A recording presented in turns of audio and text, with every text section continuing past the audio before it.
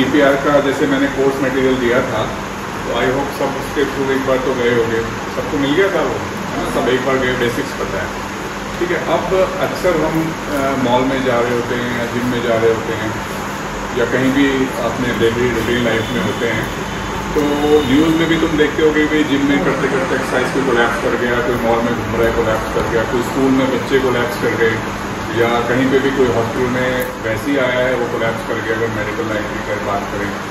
तो इस न्यूज़ को या इस बात को हम दो तरीके से रिएक्ट करते हैं, एक तो भी डर जाए और दूसरा नेक्स्ट स्टेप लें। हम नेक्स्ट स्टेप क्या ले सकते हैं कि CPR सीख सकते हैं। CPR सीखने से सिर्फ हमारे माइंड में ये चीज़ आती है कि भाई हम कुछ तो कर पाएँ एटलीस्ट। अगर CPR को बिल्कुल परफेक्ट तरीके से किया जा सके तो जो ब्रेन की, जैसे किरण बोला कि ब्रेन की जो ब्लड सप्लाई है वो अगर टाइम से रिस्टोर हो जाए तो ब्रेन फंक्शंस चलते रहते हैं। अगर हम बहुत अच्छे से CPR करें तो ब्रेन की सप्लाई नॉर्मल सप्लाई की 30% होती है।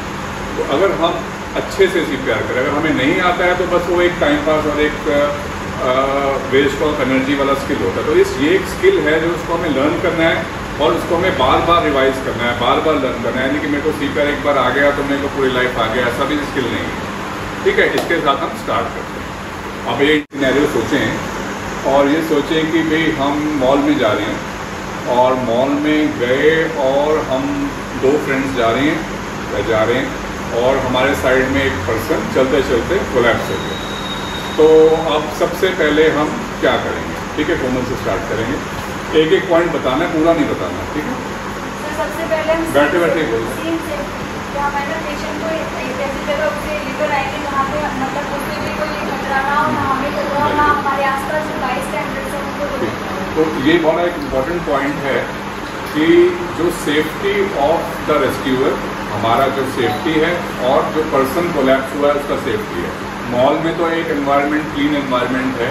सपोज करो कि जिम में वो ट्रेडमिल करते करते ट्रेडमिल में फंस के गिर गया, कोलैप्स हो गया और अंदर और हाफ बाहर, आप इस बात को इमेजिन करो। तो हमें CPR वहीं पे शुरू नहीं करने देना है, हमें उसको सेफ जगह पे लेके आना है। मान लो कोई किसी बिल्डिंग में आग लगी और कोई सफोकेट करके एकदम से कोलैप्स हो गया, यानी कि वहीं पे पहुंच के कर दिया। उसको पहले अपनी सेफ्टी भी देखा होगा कि अक्सर न्यूज़ आती है कि इनमें ड्राउनिंग हुई एंड ड्राउनिंग में बचाने वाला भी ड्राउन हो गया, ठीक है। तो अपनी सेफ्टी को सबसे पहले इम्पोर्टेंस देनी है और फिर जो पर्सन कोलैप्स हुआ है उसको एक सेफ जगह पे लेके जाओ। अब तुम अपना नाम भी बताओगे, पहले तुम्हें तुम्हारा नाम नहीं बताओ। सविता, ठीक है, तुम कहाँ से हो थोड़ा सा बताओ। आलम से। तुम नर्सिंग स्टूडेंट हो, ठीक है। नहीं चलाएंगे, कैसे चलाएंगे, क्या चलाएंगे? नहीं, तो उससे पहले एक और काम करने हैं, बड़े कॉमन सेंस है। हाँ, वो कैसे? नहीं भूल जा, इससे सब बताएगा। नहीं तो बता, तुम्हारा नाम? अच्छा प्रीति, प्रीति तो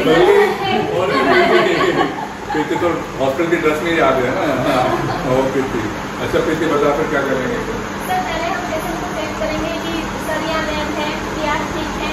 इसके स्टेप का नाम है, इस स्टेप का नाम है नहीं, शेक एंड शाउट।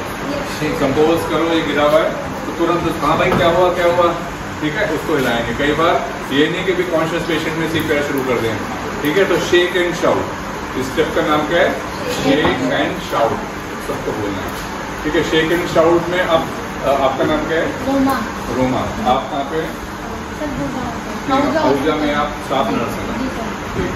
तो रोमा, इसका बताओ कि शेक एंड शाउट में दो बातें हो सकती हैं। पहली बात वो पर्सन कहते कि हाँ बोलो क्या हो, मतलब रिस्पॉन्स दे दे। अगर वो रिस्पॉन्स देगा तो क्या करेंगे? अगर वो उसने रिस्पॉन्स दे ही दिया कि मान लो कि वो एकदम से रिस्पॉन्स दे गया तो क्या करोगे? सर सबसे पहले हम उससे पूछेंगे कि आप ठीक है। हाँ, उसने बोला कि हाँ फिर सर फिर उसका रेस्पिरेशन नहीं, वो तो जाग गया, रेस्पिरेशन तो ले ही रहा है। समझिए मैं क्या कह रहा हूँ कि वो तो जाग तो गया ही है।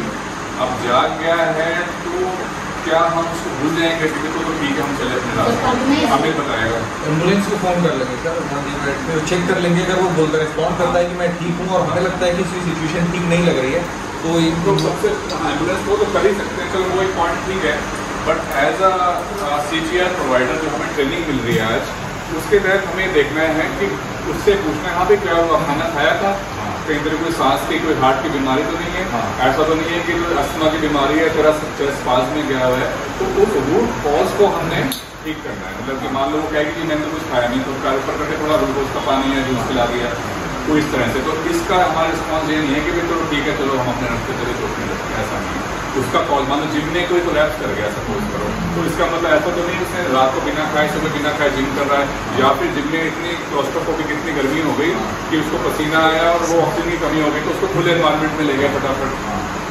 मान लो जिम में कोई ऐसे मान लो कि आग में हुआ तो उसको हाइपोक्सिक हुआ, जाग तो गया पर उसको वहीं नहीं छोड़ना, फिर उसको अपना एक खुले एनवायरनमेंट में लेके आ जाना, ठीक है, आ जाओगे।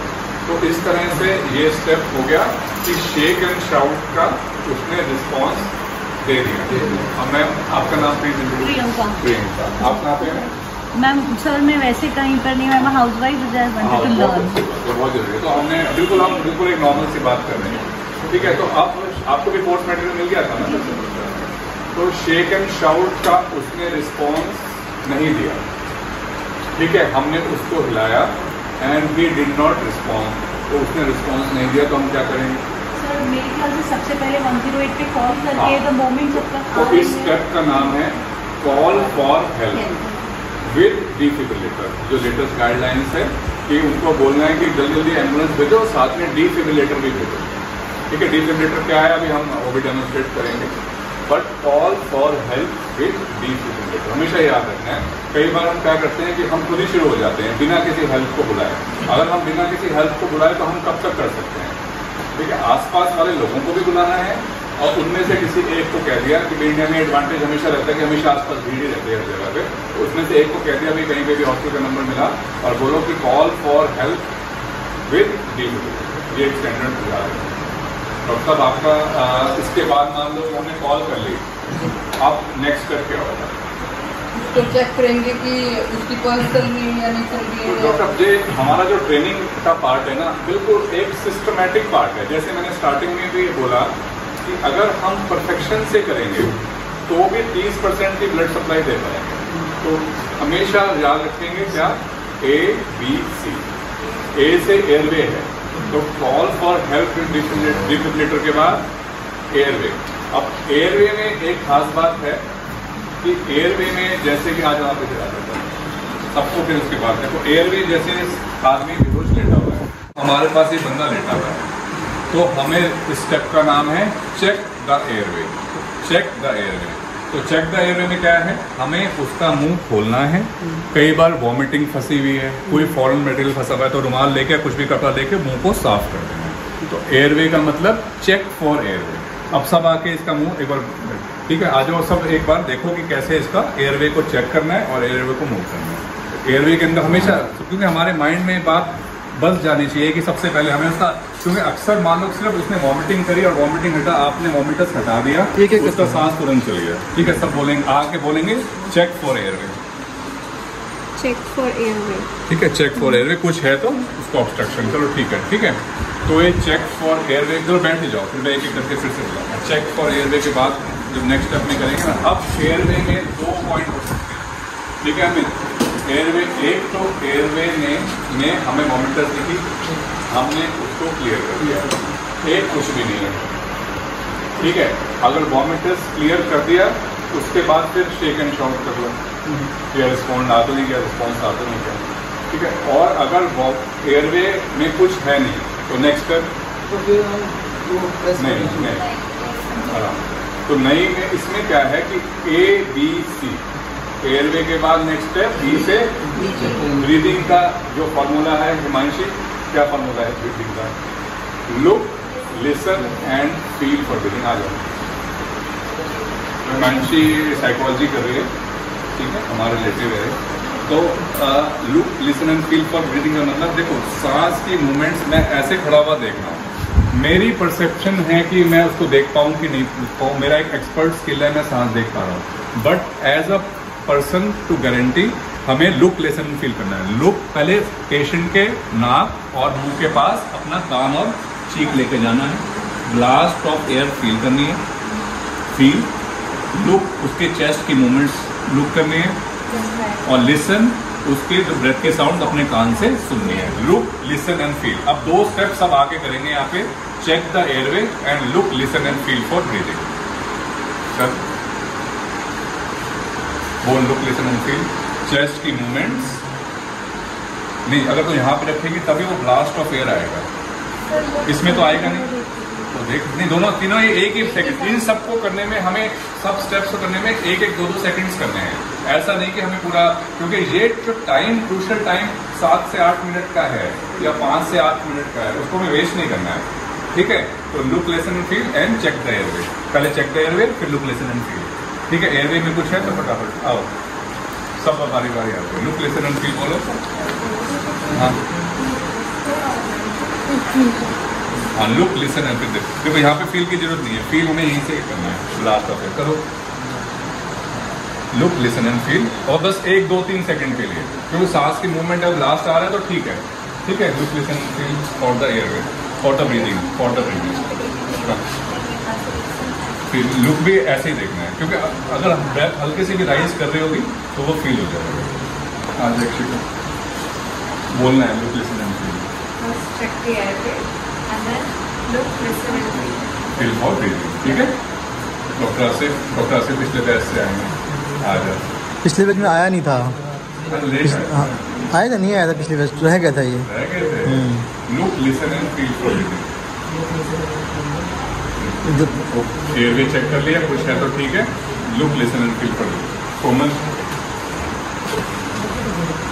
पहले एयरवे चेक करेंगे, अगर वॉमिट है तो उसे निकाल देंगे, और यहाँ पे फील करके और यहाँ से कान से हम लिसन करके, और यहाँ चेस्ट राइज एंड फॉल देखते। Look, listen and feel for breathing. अच्छा, एयरवे चेक करेंगे, कुछ होगा तो निकाल देंगे, ठीक है। निकाल देंगे, फिर नाक बंद नहीं करना पर। क्या look, listen and feel for breathing का चेक करेंगे, ये हाथ ना रखना है, भी बताऊंगा मैं। फील करेंगे, फील करेंगे ब्लास्ट ऑफ एयर अपनी चीक पे, लुक करेंगे वहां पे, लिसन करेंगे कान से एयर की साउंड, ठीक है। प्रीति, मीनू, जैसे तो थी ना पहले, वैसे ही प्रीति पे ऊपर दिखाती थी मैंने। Look, listen and feel for breathing ठीक से नहीं करा तूने। एयरवेक बता। एयरवे फील करेंगे, look and and feel.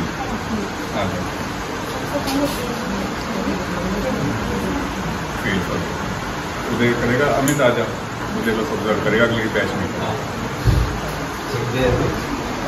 Look, listen and feel. आइए डॉक्टर देख। तो first is checking the airway check के, कुछ वॉमिटर्स कुछ हुआ और मार से निकाल लिए। Then look, listen and feel for breathing. Look यहाँ करेंगे, फील करेंगे यहाँ से, और लिसन करेंगे अपने कान से अगर ब्लास्ट ऑफ एयर आ रही है।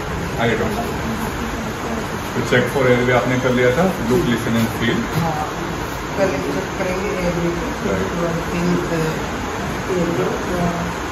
Look, listen and feel for breathing. Feel नहीं, ठीक है। अगर फील हो गई तो क्या करोगे डॉक्टर आसिफ? कोमल बताएंगे। अगर हमें ब्रीदिंग फील हो गई कि ब्रीदिंग तो ले रहा है बंदा, तो क्या करें? नहीं, ब्रीदिंग तो ले रहा है, रिकवरी पोजीशन में लिटा देंगे, ठीक है। रिकवरी पोजीशन में लिटा देंगे और बार बार सर्कुलेशन चेक कर लेंगे। बट अगर उसकी ब्रीदिंग इंटैक्ट है तो इसमें बेटर ये रहेगा कि रिकवरी पोजीशन, नहीं तो एक और पोजीशन भी है जिसका सबसे इम्पोर्टेंट है, हेड टिल्ट चिन लिफ्ट। क्योंकि वो सांस ले रहा है बट फिर भी अनकॉन्शियस है, तो हो सकता है कि उसकी जो थ्रोट है वो एयरवे को ऑब्स्ट्रक्ट कर रही हो। तो जितने भी मैन्यूवर्स सीपीआर के हैं, कंप्रेशंस के बाद सबसे इम्पोर्टेंट है, या फिर मैं कहता हूँ कंप्रेशन से भी इम्पोर्टेंट है, वो है हेड टिल्ट चिन लिफ्ट। हेड टिल्ट चिन लिफ्ट। हेड टिल्ट मतलब लेफ्ट हैंड से, ज़्यादातर कोशिश करो कि पेशेंट के राइट में ही खड़े होना है। लेफ्ट हैंड से दबाया, हेड टिल्ट कर दिया, 2 उंगलियों से जो चिन का यहाँ पे पार्ट है इसको ऊपर उठा दिया। इससे 99% केसेस में एयरवे की जो रास्ता है वो साफ हो जाएगा और ब्रीदिंग अच्छे से मेंटेन रहेगी। इतने में आपने एम्बुलेंस तो बुला लिए, इतने 15 से 20 मिनट में एम्बुलेंस आती है, इतने में आप इस पोजीशन को मेंटेन करो। रिकवरी से भी अच्छी पोजीशन इस टाइम पे ये रहेगी, क्योंकि ब्रीदिंग तो है बट वो जान नहीं रहा, ठीक है। तो रिकवरी पोजीशन डेंजर है। रिकवरी पोजीशन कब है कि एयरवे क्लीन करके भी ठीक हो गया तो फिर रिकवरी में लेटा दिया। तो इसमें ज़्यादा समझदारी ये रहेगी कि हम हेड टिल्ट चिन लिफ्ट कर दें और इस पोजीशन को मेंटेन करें, ठीक है। हेड टिल्ट चिन लिफ्ट। चलो आप सब ये मैन्यूवर करेंगे और ये मैन्यूवर परफेक्शन से होना चाहिए। डॉक्टर नंदी इधर आ जाओ मेरे पास, देखो लेफ्ट हैंड से हेड टिल्ट चिन लिफ्ट,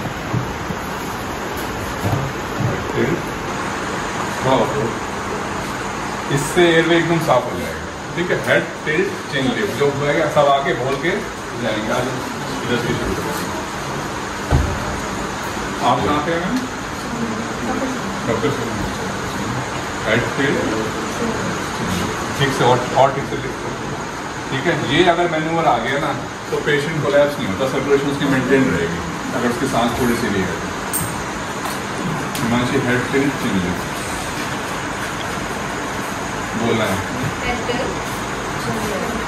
इसका ना एक और है, अगर हम सॉफ्ट टिश्यू दबा गए तो सॉफ्ट टिश्यू से फिर एयरवे ऑब्स्ट्रक्ट हो जाएगा। हमेशा बोन पे रहना है, बोन पे रहना है। हेड टिल्ट चिन लिफ्ट, हेड टिल्ट चिन लिफ्ट, ठीक। आ जाना बोलना है हेड टिल्ट चिन लिफ्ट,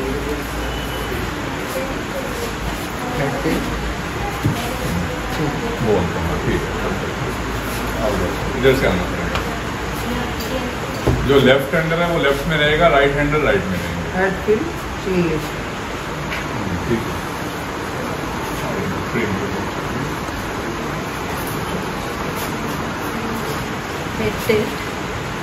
तो इसका ना इस सॉफ्ट टिश्यू पे नहीं आना है। ये दो उंगलियों के इस पोजीशन ऐसे की जगह ऐसे रख लो, वो ज़्यादा बेटर। अगर आप ट्रेन नहीं हो पा रहे तो बेटर तो है कि सिर्फ हड्डी यहाँ पे, खैर जब इंसान होगा ना तो उसकी ये हड्डी फील अच्छे से हो जाएगी। तो हेड टिल्ट फिर से करो, ठीक है। अरे तो किसकी कहाँ तक पहुँच गए थे हम? हाँ तुम बताओ, ब्रीदिंग भी नहीं आ रही तो ऐसे कौन से केसेस हो सकते हैं कि उसमें ब्रीदिंग आ रही है patient but still patient consciousness में आ ही नहीं रहा, तो व्हाट कैन बी मेडिकल देखो, हाँ बहुत सारे रीजंस हैं। सबसे पहला रीज़न है कि किसी कारण से मान लो कोई एस्थमेटिक या फेरेंजाइटिस का पेशेंट है, उसका एयरवे ब्लड स्पाज्म में चला गया, तो स्ट्रगल कर रहा है पर वो उठ नहीं पा रहा है, सांस आ रही है। मान लो किसी को हार्ट अटैक ही हो गया प्रॉपर, तो सीधा मरेगा नहीं, पहले सांस तो आ रही है पर वो इनकॉन्शियस हो गया है, इसका सर्कुलेशन बीपी कम होना शुरू हो गया, तो उसको ऑक्सीजन पहुँचाना है। बच्चों में तो बहुत कॉमन है, बच्चों में तो हमेशा यही पिक्चर मिलेगी कि सांस थोड़ा थोड़ा चल रहा है पर बच्चा बेहोश है। हाँ, मिशन जो गैप है उस टाइम पे, अगर उस टाइम पे आपने एयरवे खोल दिया और पेशेंट के पास ऑक्सीजन पहुंच गया तो वहीं बच जाएगा। और ऐसे सबसे प्रैक्टिकल रीजन है, ऐसे कई बचा, मतलब सबने बच, मतलब जो भी थोड़ा सा एफर्ट करेगा अपनी लाइफ में प्रैक्टिस में उसमें बचा सकता है। आ ही जाएगा अगर तुमने 5 मिनट मेंटेन कर लिया, एम्बुलेंस से पहले जा जाएगा। ठीक है, तो अगर ब्रीदिंग नहीं है तो क्या करोगे? नहीं, पहले हम सी से सर्कुलेशन, अब सर्कुलेशन चेक तो करो कि हार्ट है कि नहीं है। वो कैसे करेंगे? कौन सी आर्टरी देखेंगे बड़ों में और कौन सी आर्टरी देखेंगे बच्चों में? डॉक्टर नंदी, ठीक है। तो सबसे पहले हमें कोमल बताएगी। हाँ, तो कैरोटिड आर्टरी देखने के लिए अब ये नहीं कि पूरी जबानें लगा दी हमने कैरोटिड आर्टरी, अपना यहाँ पे जो एडम चप्पल है उस पर जाके उससे बस साइड में स्लाइड कर दिया इस फोर्सा में, और 2-3 सेकंड में सबको सुनाई दे जाएगी। और दोनों साइड एक साथ नहीं करना, नहीं तो ब्रेन की सर्कुलेशन वैसे ही रुक जाएगी, होगी तो 3-4 सेकंड में अगर हमें उसकी सर्कुलेशन कैरोटिड आर्टरी मिल गई तो हम मान लेंगे ब्रीदिंग सर्कुलेशन है, और नहीं मिली तो फिर नहीं है। और बच्चों में कौन सी आर्टरी देखते हैं? ब्रेकियल आर्टरी देखते हैं। बच्चों में ब्रेकियल आर्टरी ये यहाँ पे कुल 3-4, हाँ बच्चों में नहीं, बड़ों में नहीं, सब ब्रेकियल एक एक्सेसिबिलिटी में अच्छी मिलती है, सुपरफिशियल वेन है, फिमोरल डीप वेन है, सो डीप आर्टरी है। जो फिमोरल आर्टरी है वो डीप आर्टरी है और ब्रेकियल आर्टरी एक सुपरफिशियल आर्टरी है। उसको हमने आराम से फील होगी ही होगी अगर है तो, ठीक है। तो एडम्स एप्पल के साइड में, बस साइड के मसल के साथ में करके देखो, 2 सेकंड में मिलेगी मिलेगी, ठीक है। तो अगर नहीं मिली तो नहीं है। अब फिर वही सिनेरियो है, डॉक्टर ने आगे बारे आ गई तो अगर वही सिनेरियो सर्कुलेशन है तो क्या करोगे? सर्कुलेशन है और ब्रीदिंग नहीं है, क्या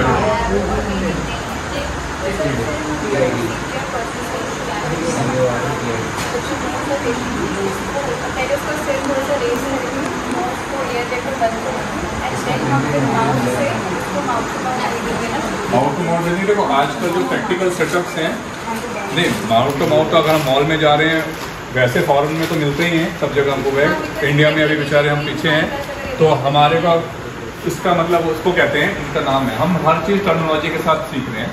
तो start giving slow rescue breaths, slow and deep rescue breaths, वैसे इसको कहते हैं गिव रेस्क्यू ब्रेथ्स, स्लो और डीप। अगर मैंने स्लो और डीप मैंने अपने आप बनाया, धीरे धीरे और गहरे गहरे। अगर ये नहीं कि बस आप फटाफट देना शुरू कर दो, और जैसे हम नॉर्मल इंसान मान लो 12 से 16 बार सांस लेते हैं 1 मिनट में, ठीक है। नींद आ रही है हिमांशी, बोलोगे हिमांशी को दे दे कुछ खाना तो उसके बाद हमने कृति का ध्यान का है, तो हमने ब्रीदिंग शुरू कर दी, ठीक है। अब ब्रीदिंग हमें हेड टिल्ट चिन लिफ्ट पे करके ही करनी है। हेड टिल्ट चिन लिफ्ट पे करके अम्बू बैग का, पहले हमने अम्बू बैग फिर mouth to mouth. Ambu bag का जो ये मास्क होता है ट्रायंगुलर है ना, तो ये ऊपर वाला हिस्सा नोज पे लगता है और ये वाला माउथ पे लगता है, नीचे वाला, ठीक है। तो इस तरह से करा, ठीक है। पेशेंट के हेड एंड में आगे आराम से, बिल्कुल पैनिक नहीं करना, जहाँ पैनिक किया वहीं पे इलाज हैम्पर हुआ। तो हेड टिल्ट चिन लिफ्ट कर दिया, जॉ थर्स्ट कहते हैं इसको। तो जॉ थर्स्ट में 1 उंगली मैंडिबल के नीचे, इसको आगे कर दिया, मैंडिबल को, रास्ता एकदम से खुल जाएगा फिर से, और आराम आराम से सांस देना शुरू कर दो। जिस हिसाब से आप सांस ले रहे हो, ये नहीं कि डर के मारे कर रहे हैं, पैनिक कर रहे हैं, धीरे करें, तेज करें, आराम से शांति रखो और आराम आराम से सांस दो, ठीक है। अब ये सब करेंगे, रेस्क्यू ब्रेथ बोल के रेस्क्यू ब्रेथ देंगे। आ जाओ इधर से हेड एंड पे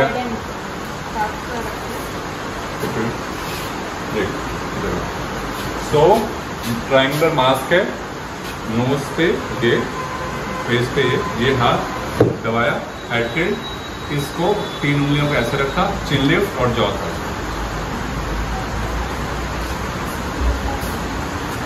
ना। पहले पोजीशन, अपनी पोजीशन ठीक करनी है, हेड एंड पे आ जाना है, कर इसको दबाएगी, नहीं हाँ ऐसे थोड़ा सा इसको सी बना लो, ठीक है। तो इसको क्या कहते हैं? Slow and deep. Slow and deep मैंने अपना कर रखा है, डब्ल्यूएच में नहीं मिलेगा कहीं पे। रेस्क्यू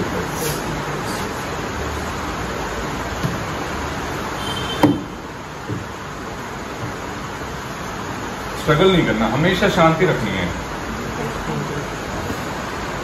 जैसे प्रैक्टिस तो क्या होगी, मतलब बेसिकली जितना कम ली को 2 लोग हैं तो एक लोग ने मास्क पकड़ लिया ऐसे टाइटली और दूसरा करता रहा, ठीक है। आ जाओ कोमल। जब आदमी का कार्बन डाइऑक्साइड एक पर्टिकुलर लेवल तक पहुंचता है तो उसके ब्रेन के सेंसर्स उसको सांस लेने के लिए बोलते हैं। अगर हम सारा कार्बन डाइऑक्साइड उड़ा ही देंगे तो फिर वो सांस लेगा ही नहीं, चाहे उसको ले ठीक भी हो जाए तब भी नहीं लेगा, ठीक है। तो कार्बन डाइऑक्साइड का जो एक वॉल्यूम, एक मात्रा होनी चाहिए, उसको हमें मेंटेन रखना है, ठीक है। क्योंकि कार्बन डाइऑक्साइड ही ब्रेन को ऑक्सीजन के लिए स्टिमुलेट करता है कि हमें ऑक्सीजन चाहिए, भाई कार्बन डाइऑक्साइड की ये मात्रा होगी। अगर हम सारे ही ऑक्सीजन लेते रहेंगे तो फिर वो ब्रेन स्टिमुलेट होगी। किसकी बारी है? ब्रेन इसी से करना है, और रेस्क्यू सी बना दिया।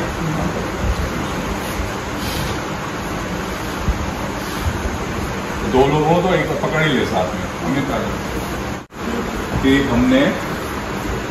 हमने क्या किया कि हमारे पास सर्कुलेशन थी, अब सर्कुलेशन नहीं है, अब क्या करोगे बिना सोचे समझे, पहले हम मान रहे हैं डिफिब्रिलेटर नहीं है, अभी मान रहे हैं डिफिब्रिलेटर नहीं है हमारे पास, ठीक है, जो ज़्यादातर इंडिया में नहीं होता, बाहर आपको मिल जाएगा, हर खंबे पे लटका मिल जाएगा, ठीक है। तो अब हमारे पास डिफिब्रिलेटर नहीं है, तो क्या करना है,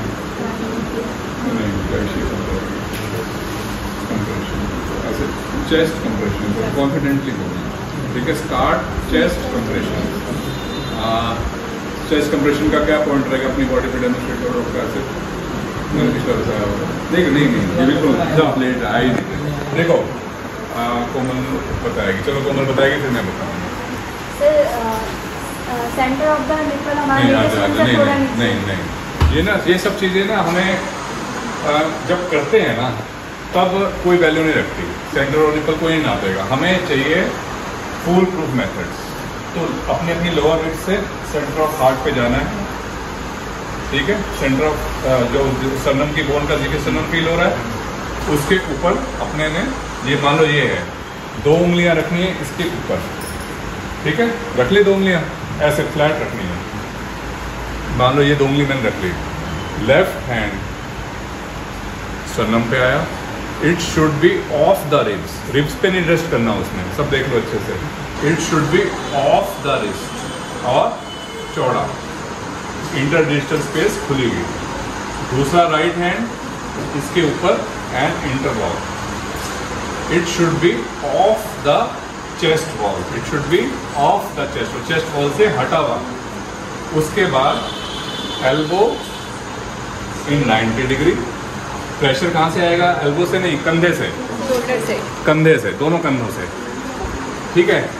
1.5 से 2 इंच कंप्रेशन करना है, 1.5 से 2 इंच कंप्रेशन करना है, मिनट में 1 मिनट में 100 टाइम, 1.5 से 2 इंच कंप्रेशन। अब इसकी फिजियोलॉजी की, अब जैसे आपने हाथ लगाया यहाँ साइड में, तो जैसे मैंने शुरू में बताया अगर हम बेस्ट करेंगे तो 30% हम पेशेंट का ब्लड सप्लाई रेज कर देंगे।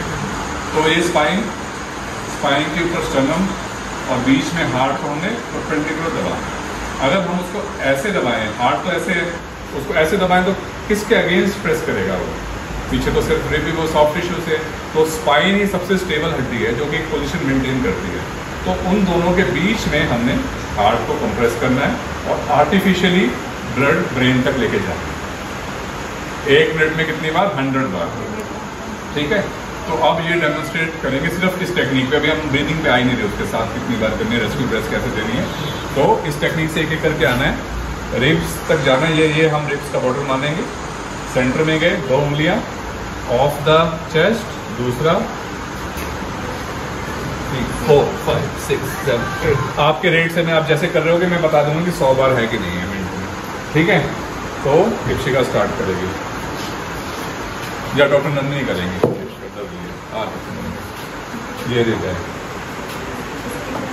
बीच में, ये सेंटर है, 2 उंगलियां रखो, 2 उंगलियां रखो फ्लैट, ठीक है। जब हम नापते हैं ऐसे नहीं नापते ना, ऐसे नापते हैं ना हमेशा, तो 2 उंगलियां रखी, एक लेफ्ट हैंड यहाँ रखो, ऑफ द रिब थोड़ा कर लो, दूसरा हाथ इसके ऊपर, बस। अब 90 डिग्री पे कैसे आओगे आप, नहीं आओगे, एल्बो बेंड नहीं हो गई तो आप थक जाओगे 1 मिनट में।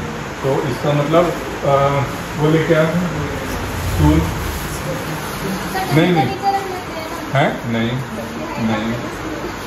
वहीं पे CPR करना है जहाँ पे हम कंफर्टेबल हैं, क्योंकि बेस्ट पॉसिबल जगह में, बेस्ट पॉसिबल सर्कमस्टांसेस में भी 30% ब्लड सप्लाई दे पाएंगे, तो हमें अनकंफर्टेबल हो गए तो नहीं हो सकता।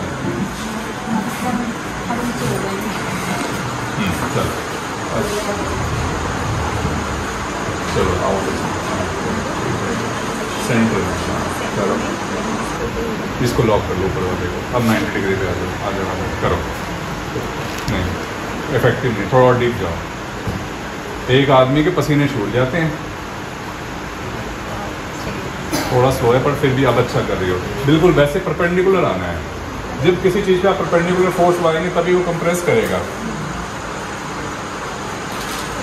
अब छोड़ो, चलो हम ऐसे कर लो, मोड़ो हाथ, उंगलियां वाली मोड़ दो, ये वाली ऐसे कर दो, आप इसको 90 डिग्री कर दो।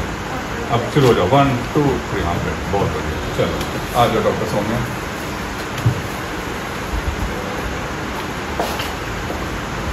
ये रिब है ना, लोअर रिब। करो जहाँ पे इतना दो, ठीक है, खोल दो, इसको बंद कर लो, 90 डिग्री आ जाए, जोर लगा के बात। हाँ सही है, कर लोगे आप 10 मिनट ऐसे। इसके ऊपर घूमने पे सटा हुआ अभी तो मेरा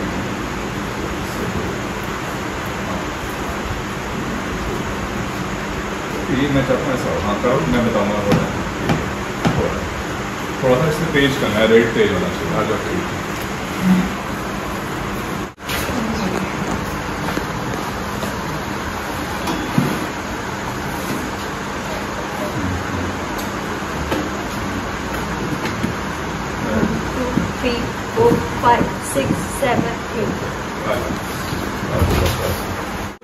काउंट करते करते हमेशा सिर्फ ये देना है, चेस्ट कंप्रेशंस कहते हैं इसको, इफेक्टिव चेस्ट कंप्रेशंस। ठीक है, 1.5 से 2 इंच मिनट में 100 बार, और हर 30 कंप्रेशन के बाद 2 रेस्क्यू ब्रेथ्स, 2 ब्रेथ्स। ठीक है, अब ये हो गया हमारा सिचुएशन। अब डिफिब्रिलेटर इंडियन कंटेक्स्ट में तो आज तक तो इररिलेवेंट है, बट वेस्टर्न कंसेप्ट में या फिर मान लो अब डिफिब्रिलेटर आ जाते हैं थोड़े टाइम बाद, तो जैसे ही सर्कुलेशन नहीं मिल रही डिफिब्रिलेटर लगा दिया साथ में, और डिफिब्रिलेटर अपने आप बता देगा कि ये शॉकेबल रिदम है कि नॉन शॉकेबल रिदम है। अब शॉकेबल रिदम होती है कि जो वेंट्रिकल्स हैं, जो हार्ट का जो नीचे का हिस्सा जो ब्लड पंप करता है बॉडी में या लंग्स में, वो उसका जो इफेक्टिवनेस है, मान लो कि वो तो फ्लटर फिब्रिलेट कर रहा है, यानी कि उसको बहुत तेज धड़क रहा है पर इफेक्टिव नहीं धड़क रहा, उसको कहते हैं वेंट्रिकुलर टैकीकार्डिया। इसको कहते हैं पल्सलेस वेंट्रिकुलर टैकीकार्डिया। पल्स तो आने रही पर हार्ट अपना कोशिश कर रहा है कि शायद मैं बच जाऊं, शायद मैं तो बच जाऊं। या फिर वेंट्रिकुलर फिब्रिलेटर ऐसे कांप रहा है, हार्ट कांपता है बनने से पहले, तो उस सिचुएशन पे इसने शॉक दिया, एक इलेक्ट्रिक शॉक दिया, हार्ट वहीं रुक गया, बिल्कुल ऐसे से नहीं करना, रुक गया। और जहाँ से साइनोएट्रियल नोड होता है वहाँ से जो पल्स आई वो हार्ट को नॉर्मल धड़काना शुरू करता है, एकदम से पेशेंट बच जाता है, खड़ा हो जाएगा पेशेंट। तो ये शॉकेबल रिदम्स है।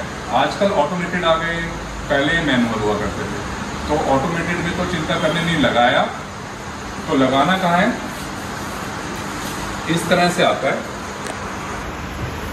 ठीक है, आपको ये मॉल में अभी भी एम्बियंस वगैरह में है, ठीक है। सो सबकी क्लेविकल बोन है, राइट क्लेविकल बोन के नीचे एक पैड, ठीक है, लेफ्ट निप्पल के जस्ट थोड़ी आगे थोड़ी नीचे दूसरी, ज़्यादा सोचना नहीं, ठीक है। ज़्यादा नीचे करने के चक्कर में पहले मैं ज़्यादा नीचे समझाता था पर लोग पेट में लगाते थे फिर, ठीक है, इसलिए हमें यहाँ पे लगाना, ये ज़्यादा अच्छा अप्रोच है। वेस्टर्न कंट्रीज़ में क्या होता है, लोग ह्यूज होते हैं, ठीक है, वहाँ पे 150 किलो बहुत आराम से मिल जाते हैं, तो उनकी तो यहाँ पर उतनी जगह ही नहीं होती हमारे पास कि हम पूरा इसको निप्पल के नीचे लाएं। प्रैक्टिकली बता रहा हूँ मैं, तो निप्पल के साइड से शुरू करके इस साइड लगा दिया, इसको कर दिया मैंने ऑन। अच्छा, कट से बाहर लगाना,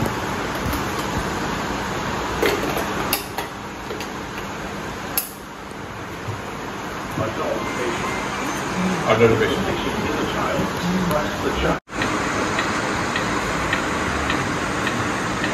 30. Give 2 breaths. बस चल बैठ जाओ।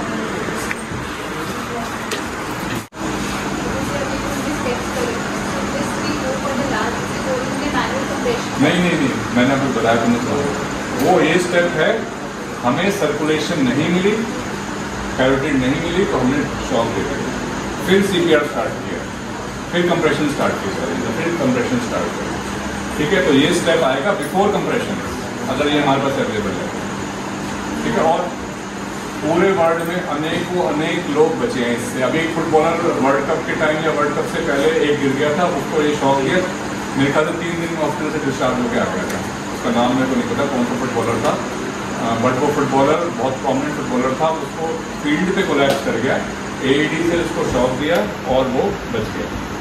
और मैंने नॉर्मल मैनुअल वाले से हॉस्पिटल में कितने बचाए, बहुत बचाए अपने। कंप्रेशन कर देंगे और हमें कोई रिस्पॉन्स हम कर रहे हैं पागलों की तरह 10 मिनट से थक गए पसीने। हाँ एग्जैक्टली।